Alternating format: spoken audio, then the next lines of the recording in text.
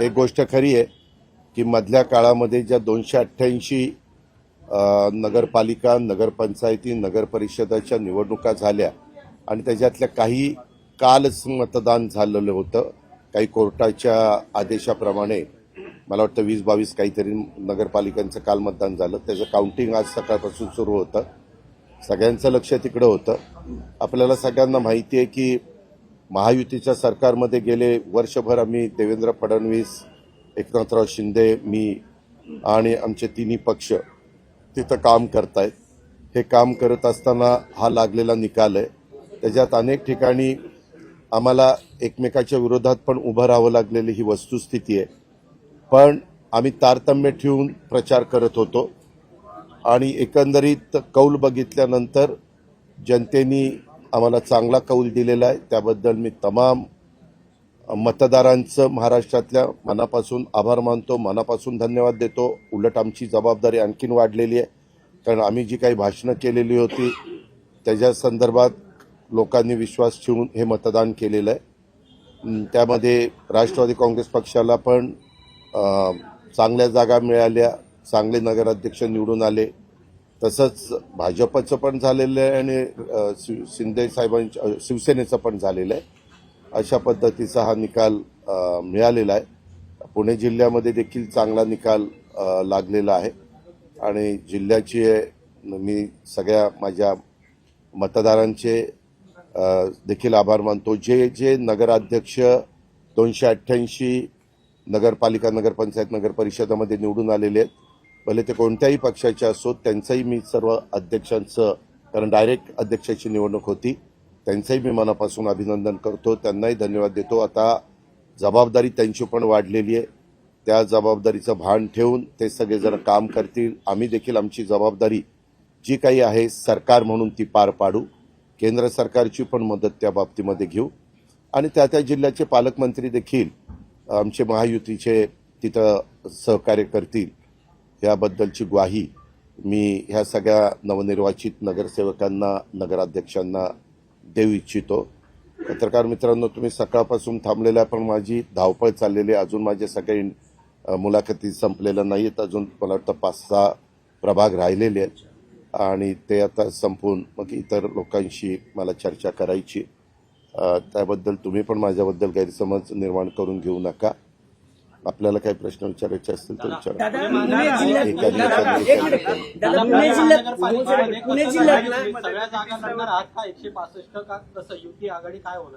तेव्हा मधल्या काळामध्ये तुम्ही प्रश्न विचारल्यानंतर मी आणि मुख्यमंत्री एका कार्यक्रमाच्या करता आलेलो होतो. त्यावेळेस मुख्यमंत्र्यांनी त्याच्याबद्दलचं सूतोवाच केलेलं आहे आणि तो सूतोवाच केलंय. ह्यामध्ये आम्हाला शेवटी मी ह्या जिल्ह्यामध्ये काम करतो, गेले 35 वर्ष काम करतो.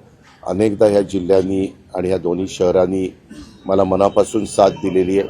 ह्याही वेळेस तुम्ही पाहिलं तर बऱ्यापैकी नगरपालिकेचे रिझल्ट हे नगराध्यक्षपदाचे काही ठिकाणी चुरशीच्या निवडणुका होत्या, हे तुम्हालाही मान्य करावं लागेल. विशेषतः इंदापूर असेल, जेजुरी असेल, भोर असेल, इव्हन फुरसिंगी आणि उरळी देवाची असेल, अशा काही भागामध्ये पण तिथेही लोकांनी साथ दिली.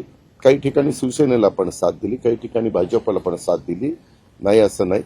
आणि त्या प्रकारे निर्णय झालेला आहे, निकाल लागलेला आहे.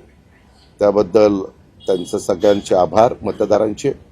इथं मी चाचपणी करतो, कारण इथं मधल्या काळामध्ये साधारण आमचं अंडरस्टँडिंग ठरलेलं होतं की आम्ही जे मित्रपक्ष आहोत त्यांनी एकमेकाचे उमेदवार घ्यायचे नाहीत किंवा एकमेकाचे माजी पदाधिकारी घ्यायचे नाहीत, परंतु ते घेतले गेलेले. त्याबद्दल आम्ही मुंबईत गेल्यावर चर्चा त्या ठिकाणी करू.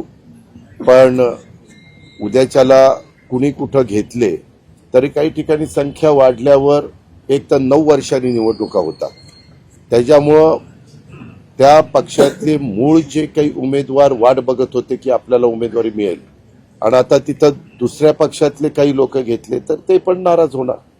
तेही कुठंतरी संधी शोधण्याचा प्रयत्न करणार आणि तशा पद्धतीनं आत्ताच काही सहकारी मला आतमध्ये भेटले, मी त्यांच्याशी चर्चा केली त्यांचं काय मत आहे ते जाणून घेतलं. शेवटी आता इथं जे जे पक्ष आपापले उमेदवार देतील ते सगळा हाच प्रयत्न करतील की चांगल्यात चांगलं चारीचा प्रभाग व्हावा. चारी प्रभागातले ताकदीचे उमेदवार हे आपल्याला उभे करता यावेत, अशा प्रकारचा प्रयत्न हा सर्वांचाच राहणार आहे, तसा माझाही राहणार आहे.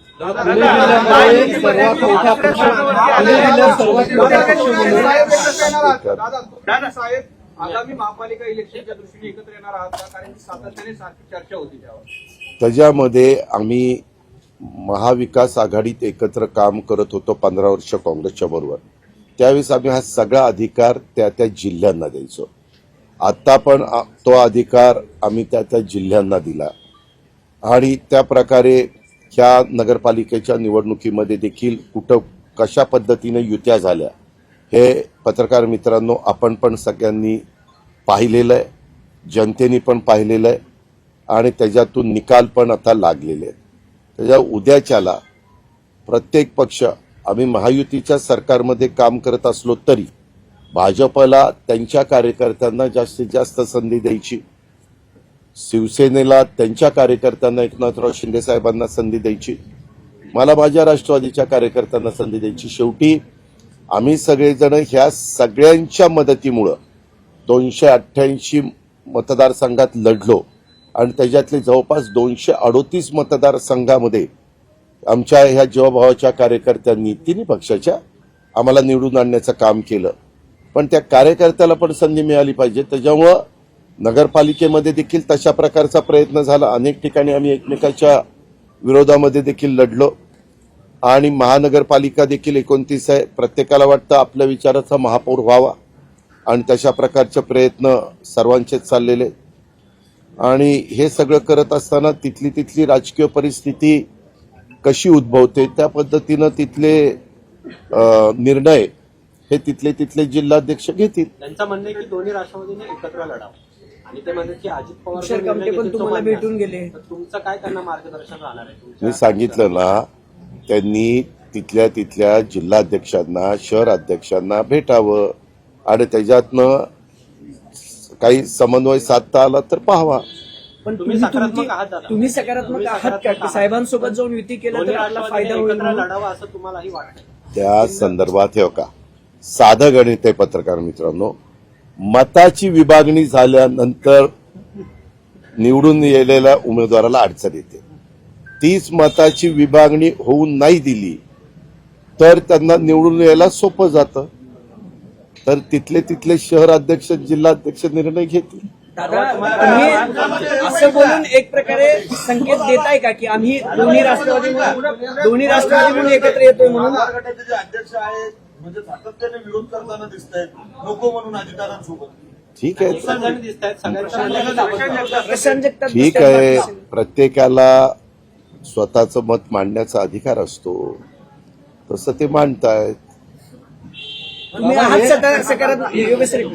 महायुतीमध्ये एकमेकांच्या कार्यकर्ते पदाधिकारी घेण्याचं म्हणजे ठरलं नाहीये. तुम्ही जसं आता म्हटलं एकूण काल ज्या पद्धतीने भाजपने अनेक पदाधिकारी पुण्यातले गेले, काय तुम्ही नाराज आहे? नाही हो का, ह्याच्यात नाराज विराज होऊन चालत नसतं. सुरुवात कुणी जर केली तर दुसराही गप्प बसत नाही असं म्हटलं जातं. सुरुवात कोणी केली? परवा तुमच्या इथं भाजपचे काही झाले, त्याच्यानंतर काल भाजपचे काही लढत आहे. मात्र भाजप तुमचे अनेक नगरसेवक इन्कमिंग त्यांच्याकडे जोरात आहे. म्हणजे अर्थात ते रोखणार कसं तुम्ही? तुमच्याकडे पण जरा पण आहेत तसं. जरा धीर धर, त्यांचे आपल्याकडे येणार आहे. जरा धीर धर, घाई करू नको. रोज आपल्याला बातम्या द्यायच्यात ना. 24 तास आपले चॅनल चालले पाहिजे ना बाबा. आता काय करतो गारटाय. बारामतीमध्ये एक दुर्दैवी दादा, घटना आपल्या घडलेली संपर्कात आहे. आहेत का भाजपचे विजय काही उमेदवार भंडारा मुदत जेजुरीमध्ये मी आता मला निरोप आला, त्यांना आपण दवाखान्यामध्ये ऍडमिट केलेलं आहे. डॉक्टरांचं म्हणणं की म्हणजे त्यांच्या जीविताला धोका नाही, काळजी घेत आहेत. घडायला नको होतं, परंतु उत्साहाच्या भरात कधी कधी काही घडतं, त्याची काळजी सगळ्यांनीच घेतली पाहिजे. दादा, मुंबई महापालिकेमध्ये नेमकं काय असतं? तुम्ही महायुती सोबतच असणार आहात का? कुठे? मुंबई महापालिकेत. अरे बाबा, तिथं मध्ये आम्ही मुख्यमंत्री नंतर सुनील तटकरे साहेब आमची बैठक झाली. त्याच्याबद्दल सीएम साहेबांनी पण काही सूतोवाच केलाय. आम्ही पुन्हा आता 2 दिवसांनी जाऊ, म्हणजे मी उद्या पण बहुतेक इथंच थांबेन, कारण इथं पण बऱ्यापैकी काम आहे. आणि त्याच्यानंतर मग गेल्यानंतर त्याच्याबद्दलची चर्चा करू.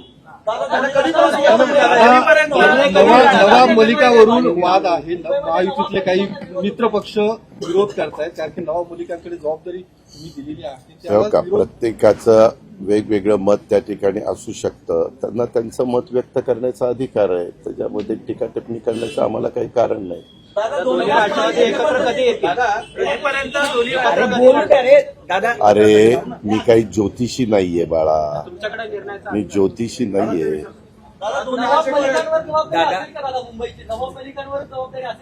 अरे आम्ही बसून ठरू ना बाबा, तुझ्यावर जबाबदारी नसेल एवढं नक्की. दादा दोन्ही राष्ट्रवादी एकत्रित येणार तेवढा मुहूर्त सांगा ना आम्हाला. तुमच्या बोलण्यातून संकेत दिसत आहेत की तुम्ही सरळ म्हणतायत की मताची विभागणी व्हायची नसेल तर समविचारी पक्षांनी एकत्रित यायला हवं. याचा अर्थ दादांचा ग्रीन सिग्नल आहे का काकांसोबत आता जायला? ग्रीन आहे का पिवळा झालाय का अजून लालच आहे ते जरा आज रात्री विचार करून उद्या तुला सांगतो. दादा तुम्ही जर महाविकास आघाडी सोबत गेला या निवडणुकीमध्ये आणि तर तुम्हाला निकालानंतर महायुतीमध्ये येता येणार नाही असं चंद्रशेखर बावनकुळे पुण्यातच बोलले परवा बोलताना. अच्छा. निवडणुकी आधीची युती असेल तीच निकालानंतर पण असेल असं त्यांचं म्हणणं आहे. बर, म्हणजे आठ टाकले तुम्हाला की तुम्ही महाविकास आघाडी सोबत जाऊ. असं तू काही सांगू नको. आत्ताच मला त्यांचा अरे बाबा मी ह्याच्या संदर्भामध्ये जे काही बोलायचंय ते मी वरिष्ठांशी बोलीन, म्हणजे दिल्लीतल्या वरिष्ठांशी. आणि इथं बोलायचं असेल ते देवेंद्रजी फडणवीस म्हणून एक नेते आहेत त्यांच्याशी बोलू. कळलं का? महत्व नाही का? नाही, सगळ्यांच्या बद्दल महत्व आहे. तुझ्याही प्रश्नाला खूप महत्व आहे, तसं त्यांच्याही म्हणण्याला महत्व आहे. दादा तुम्ही आज पुन्हा निकालातून दाखवून दिले की अजित पवारच पुणे जिल्ह्याचे दादा आहेत, कारण नाही रे, एक मिनिट, तसं नाही. सगळ्या आमच्या जीवाभावाच्या कार्यकर्त्यांनी काम केलं, मेहनत घेतली, कष्ट केले. एक तर 9 वर्ष माझे कार्यकर्ते संधी मिळण्याची वाट बघत होते. 9 वर्ष जाऊ द्या, पण 4 वर्ष तरी 4 वर्षापूर्वी निवडणुका लागायला पाहिजे होत्या. पण हे चित्र महापालिकेत दिसेल ज्या पद्धतीने आज ग्रामीण. अरे मी काही मनकवडा नाहीये. मी कुठेही निवडणुका लढवत असताना माझं व्हिजन चांगलं असतं. त्या शहराचा चांगला विकास झाला पाहिजे अशी माझी भूमिका असते. आणि मला ज्या ज्या ठिकाणी कामाची संधी मिळते तिथं मी मनापासून काम करतो. तिथं मी अजिबात राजकारण करू इच्छित नाही. त्या भागाचा विकास करण्याच्या करता जेवढं काही आपल्याकडे असणाऱ्या पदाचा उपयोग करून त्यांना मदत करता येईल ती मदत करण्याची गेल्या अनेक वर्षाची माझी पद्धत आहे. महायुतीमध्ये आपल्याला फटका बसला असं वाटत नाही का? कुठला? महायुतीमध्ये आपलं स्थान आता 3ऱ्यावरती आलेलं आहे. पहिला भाजप, दुसरी शिवसेना आणि 3रं तुमचं आहे. मग आता मी कमीच जागा लढवले होते ना. त्याच्या संदर्भामध्ये मला त्याच्यात वेळ त्या ठिकाणी कमी मिळाला. तरी देखील आम्ही जेवढ्या काही जास्तीत जास्त प्रचाराच्या निमित्तानं जाता येईल. तुम्ही तर बघत होता मी दररोज 7 सभा घेत होतो. माझे इतर सहकारी पण सभा घेत होते. आम्ही त्याच्या संदर्भामध्ये आम्हीच समाधानी आहोत. मी मगाशी प्रेस नोट पण काढलेली आहे, ट्विट पण केलेलं आहे. त्याच्यातनं आम्ही कार्यकर्ता पण आमचा समाधानी. आता इथं पण अनेक जण एकमेकाला पेढे वाटत होते. पण अजून आम्हाला काम करणं गरजेचं आहे. एकमेकांवरती अशी काय? रायगडमध्ये प्रदेशाध्यक्षांवरती अनेक जण बोलते.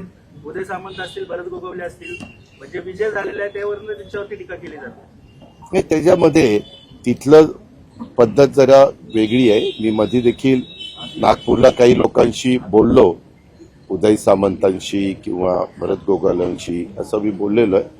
त्याच्यातनं बसून मार्ग काढावा लागेल, कुठंतरी पुढं मागं सरकावं लागेल. रायगडच्या पालकमंत्री पदाचा जो तिढा आहे या निवडणुकीने. बघा पत्रकार मित्रांनो, पालकमंत्री पदाचा पूर्ण अधिकार तुम्हालाही सगळ्यांना माहिती आहे. राज्याचे जे प्रमुख असतात मुख्यमंत्री, त्या मुख्यमंत्र्यांचा असतो. मुख्यमंत्री त्या 2 जिल्ह्याचा तिढा सोडवण्याच्या करता सक्षम आहे. 1 वर्ष जरी झालेलं असलं तर तिथलं कुठलंही विकासाचं काम आम्ही थांबवून दिलेलं नाही. कुंभमेळ्याचं काम देखील तिथं जोरात म्हणजे जी काही पहिल्यांदा आपल्याला हे घ्यायचं असतं, खबरदारी घ्यायची असते, काळजी घ्यायची असते, ती पण तिथं चाललेलं आहे. आणि रायगडमध्ये देखील जे काही निधीचं वाटप असतं, विशेषतः जिल्हा वार्षिक योजनेचं, तेही व्यवस्थित तिथं चाललेलं आहे. नाशिकला पण व्यवस्थित चाललेलं आहे. दादा, सातारा जिल्ह्यातील सारडी या गावामध्ये 115 कोटी रुपयाचे ड्रग्ज सापडले होते. त्या प्रकरणामध्ये आपल्याच पक्षातील विशाल मोरे, जे विद्यार्थी सेलचे अध्यक्ष पुण्याचे, त्यांना अटक करण्यात आली. म्हणजे आपण बॅकग्राऊंड चेक करत नाही का घेताना ड्रग्ज पुण्यामध्ये? हे बघा, ऐका उद्याच्याला वेगवेगळे चॅनल ज्यावेळेस वेगवेगळ्या सहकार्यांना घेतात ते विश्वास ठेवूनच घेतात ना. आपल्याला काय माहिती की ते एखादी गोष्ट चुकीची झाली तर चुकीचं समर्थन आम्ही अजिबात करणार नाही. ती विकृती असते. अशा लोकांना आम्ही थारा देखील देणार नाही. अशांची आम्ही ताबडतोब हकालपट्टी त्या ठिकाणी करतो. पण एवढ्या मोठ्या ह्याच्यामध्ये हे तर होता कामा नये. पोलिसांनी पण काळजी घेतली पाहिजे. पत्रकार मित्रांनी पण बारकाईनं नजर ठेवली पाहिजे की कुठं काय चुकीचं घडतंय ते ताबडतोब लक्षामध्ये आणून दिलं पाहिजे. कारण पत्रकारिता देखील एक महत्वाचा घटक आहे, स्तंभ आहे. त्याच प्रकरणात एकनाथ शिंदे यांच्या भावावर देखील गंभीर आरोप होत आहेत. त्याबद्दल स्वतः राज्याच्या मुख्यमंत्र्यांनी सूतोवाच केलेला आहे. हे आपल्या ऐकण्यात किंवा पाहण्यात आलेलं असेल. साताऱ्यामध्ये हे जास्त होताना दिसते. एमडी सारखं ड्रग दादा, तुम्ही पालकमंत्री आहात पुण्याचे, तिथंच कारखाना होता दादा. अरे बाबा, तू जर मला आधी सांगितलं असतं की दादा एवढा दौंडला कारखाना चालू, लगेच तिथं दाद टाकली असती. आम्ही पोलिसांना ज्या सूचना द्यायच्या त्या दिल्या, दोन्ही सीपींना दिल्यात, एसपींना दिल्यात.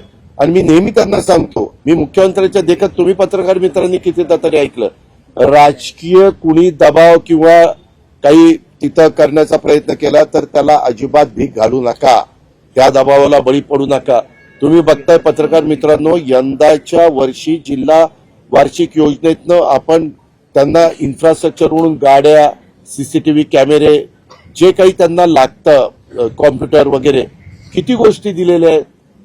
अजिबात आपण कमी केलं नाही. आजपर्यंत आपल्या राज्याच्या इतिहासात इतक्या मोठ्या प्रमाणात पुणे शहर, पिंपरी चिंचवड शहर आणि पुणे ग्रामीणला गाड्या दिलेल्या. तुम्ही एकदा कलेक्टरांना विचारा की यंदाचा जिल्हा वार्षिक योजना कितीची होती आणि त्याच्यामध्ये किती कोटी रुपये पोलीस खात्याला फक्त दिले गेले. मग पोलीस कमी पडते. पोलिसांना मध्ये तुम्ही होता खरे, एक मिनिट, ज्या दिवशी मुख्यमंत्री इथं कार्यक्रमाला होते 3,000 कोटीचे, त्यावेळेस मी काय सांगितलं की मी मुख्यमंत्र्यांच्या साक्षीनं सांगतो की कुठल्याही परिस्थितीमध्ये कोयता गॅंग, हे ड्रग्ज किंवा काही वेडेवाकडे प्रकार हे अजिबात होऊन देऊ नका. ते कुठल्याही राजकीय पक्षाशी संबंधित तिथं धागे दोरे पोचले तरी त्याच्यावर ऍक्शन घ्या, इथपर्यंत मी सांगितलं ना. दादा, आजचे जे नगर परिषदेचे निकाल आलेत याचे पडसाद येणाऱ्या महानगरपालिका निवडणुकीवर पडतील का? थोडाफार मतदारांच्यावर जे अशा बॉर्डरवर असतात ते साधारण ज्यांची मतं पक्की ठरलेली असतात तिथं मतं बदलायचा प्रश्न येत नाही.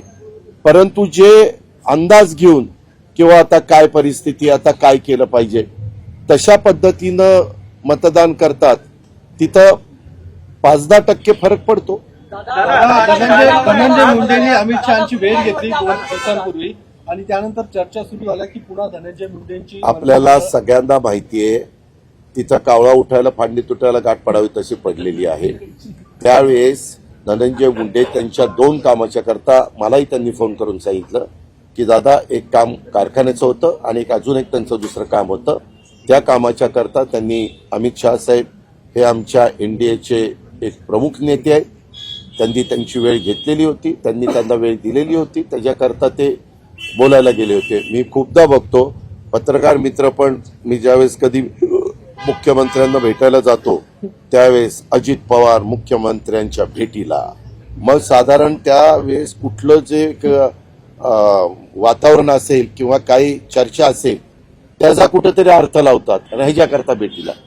आता भेटीला कशाला गेले ते मला मुख्यमंत्र्यालाच माहिती असतं, पण सूत्रांच्या माहितीनुसार सूत्र या ती सूत्रच मला बघायचं.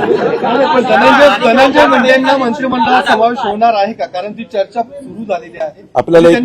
आपल्याला एक माहिती का, ह्या सगळ्याच्या संदर्भातला अधिकार हा राज्याचे प्रमुख या नात्याने मुख्यमंत्री महोदयांचा असतो. असतो की नाही, त्या संदर्भामध्ये मुख्यमंत्री काय तो योग्य तो निर्णय घेतील. माणिकराव कोकाटेंची जागा रिकामी झालेली आहे त्यावर काही थांब ना, एवढी काय घाई झाली, थांब जरा कळ काय, जरा इतकी घाई करू नका. मला वाटतं ते सुप्रीम कोर्टात का काहीतरी गेले, असू दे. अरे सगळा लोट टाकला तरी पेलायची ताकद आहे नाही, माणिकराव कोकाटेंमुळे पक्षाला डॅमेज झालेला आहे का ज्या पद्धतीने हो का? ऐका ऐका ऐका ऐका एक थांबा, एक मिनिट थांब ना, थांब. केस कधीची आहे? केस कधीची? 95ची. 95 आज आपण 2025 मध्ये, कुणाला माहिती पण नव्हतं ही केस आहे. 30 वर्ष झाली. माणिकराव 30 वर्षात वेगवेगळ्या ठिकाणचे पक्षाचे आमदार म्हणून निवडून आले की नाही?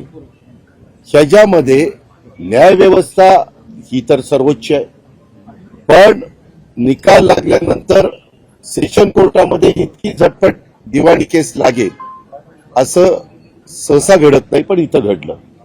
आता मागे काही बाबतीमध्ये काही घटना घडल्यानंतर सुप्रीम कोर्टाने ह्याला स्थगिती दिल्यानंतर जर एखाद्याला अपात्र केलं तरी सुप्रीम कोर्टाच्या निर्णयानुसार त्यांना पुन्हा पात्र ठरून ते त्या पदावर राहू शकतात. अशी उदाहरणं देशामध्ये घडलेली आहेत. घडली का? दादा प्रश्न त्यालाच धरून असा आहे ना की आधी धनंजय मुंडेंचा राजीनामा, मग माणिकराव कोकाटेंचा राजीनामा, प्रत्येक वेळेस अजित पवारांना डॅमेज केलं जाते का? एकनाथ शिंदेचं नाव आलं की क्लीन चिट मिळते, पार्थ पवारांचं नाव आलं तसं की काही नाही. तू त्याच्यामध्ये काडी घालायचा प्रयत्न करू नको. दादा प्रश्न माझा ऐका. बघा, 2 मंत्र्यांचे राजीनामे आले, एकनाथ शिंदेचं नाव आलं, मुख्यमंत्री बाहेर आले आणि म्हणले की क्लीन चिट. पार्थ पवारांचा घोटाळा आला की म्हणतात की गंभीर प्रकरण आहे, चौकशी करावं लागेल. अजित पवारांना आणि अजित पवारांच्या राष्ट्रवादींनाच नुकसान का पोहोचते? काळजी करू नको, मला काही नुकसान पोहोचत नाही. आम्ही एकत्र बसू आणि चर्चा करू. समज गैरसमज काही आम्ही होऊन देणार नाही. लोकांनी आम्हाला 5 वर्षाच्या करता निवडून दिले, आम्ही व्यवस्थित कारभार करत राहू. प्रकरणामध्ये पार्थ पवारांचं एक पत्र समोर आलं 4 वर्ष जुनं. पार्थ पवारांचं म्हणणं आहे ती सही माझी नाहीच, त्यांनी अशी तक्रार दिलेली आहे. म्हणजे हा सगळा प्रकार कुठेतरी वेगळ्या दिशेने जात नाही, आहे. पत्र एवढं उशिरा का दिलं? कारण घटना खूप आधीची घटना आहे किंवा हे सगळं प्रकार. आता मला काय माहिती, मी काय पोलीस खात्याचं आहे का? पत्र त्यांच्याकडनं दिले दादा आता. कुणाकडनं? पार्थ पवारांनी आता पत्र दिले. कधी? असं 2 4 दिवसापूर्वी नाही, मला माहित नाही, मी माहिती घेत. असं पत्र दिलं पार्थ म्हणजे पवारांनी त्यांची सही नाही, पोलिसांना. त्यांनी असं मला माहिती नाही. मी वकिलांना विचारतो, पार्थची भेट झाल्यावर पार्थला विचारतो. राहिलेल्या आमच्या